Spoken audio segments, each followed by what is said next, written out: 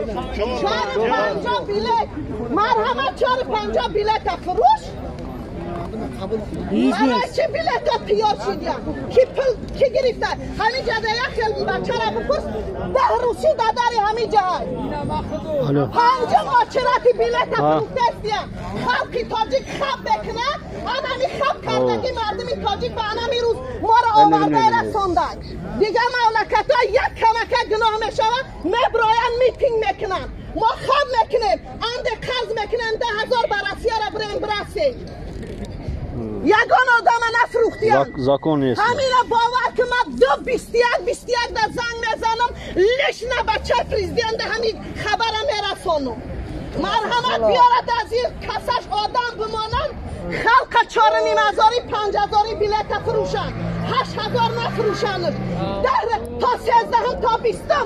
ماهی اپریل پال فروختگی 8,000 سامانی فروختگی بیلت یگان آدم نیست که 4,500 بیلت گرفته باشه خم میکنن بچه های بیچاره خم میکنن انده برسیه را برسید انده خم کنن گرد نزنن که نبرن محکم و نکنن یه هفته شیدمی جمعه را میان فقط میگن که بیلت 4,500 کسی را اودا میبینم خیلی از 100,000 اودا زیاده خیلی $2 بیلت چند سون خلق احمق میکنه 8,000 میگن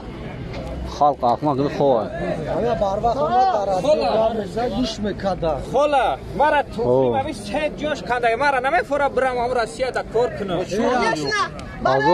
آزار آدم های فقط کلونترا پلا میخورن چه بیلت 4,500 کسی بیلت نگیره بیلت 8,000 گرفته یوتر فروختگی 8,000 نمیدونم 8,000